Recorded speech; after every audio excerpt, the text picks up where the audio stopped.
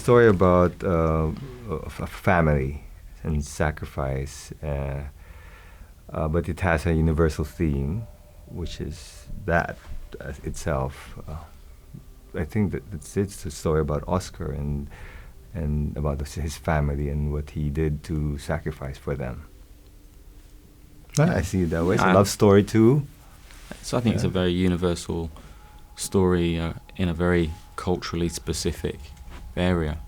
You know, I think Philippines is not one that we see on the cinema every day, so it's kind of very interesting to go and visit that place and see that story.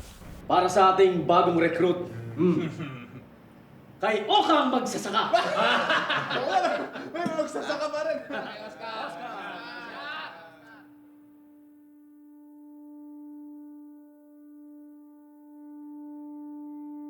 I was on holiday in the Philippines in 2007, and I witnessed this armoured truck that pulled up, and these two armoured truck drivers got out, and they were wearing helmets and M16s, and they were having this argument, and they were screaming at each other, literally, and I sort of stopped and sort of hid myself in a doorway and watched this scene unfold.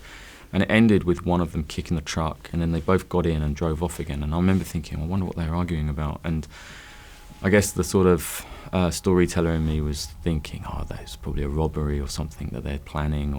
But it looked like one of them was definitely in a place that was being sort of forced to do something he didn't want to do, but didn't have any choice. And I thought that was really interesting as an idea. And so I started to look how that person had maybe got into that situation and how that person was then going to get out of that situation. And so, yeah, I guess the idea of this family man that's forced into doing a robbery for the company that he works for was the genesis of that idea. Kahanap na ako ng trabaho kung saan pwede ako kumita. Saan? Sa bar. Anong klase bar? Sa bar na may mga sumasayaw na babae. Wala tayong pera. Wala tayong makain.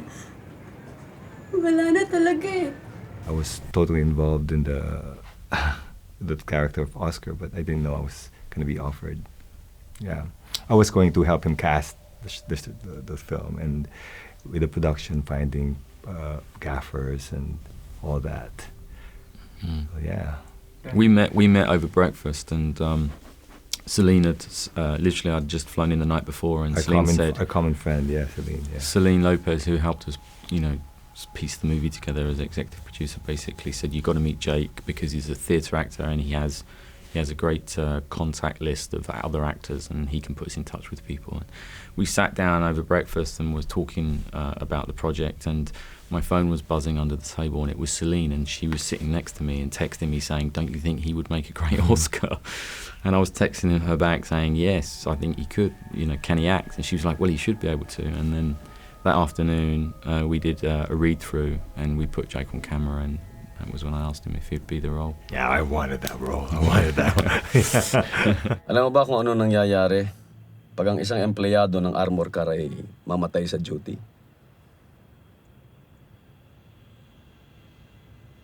Ikaw ang magiging kartero. Ang ibig sabihin nun, ikaw ang maghahatid ng balita at saka yung mga naiwan nung namatay dun sa kanyang nabiyuda. Sa kaso naming dalawa ni B-Boy, ang dinala ko, yung Timex at 15,000 piso kapalit ng buhay niya. I think it's a very emotional and personal story that is very hopeful at its core. It's very moving. And ultimately, I think an audience will probably be surprised how much they identify with the situations that Oscar and his family find themselves in.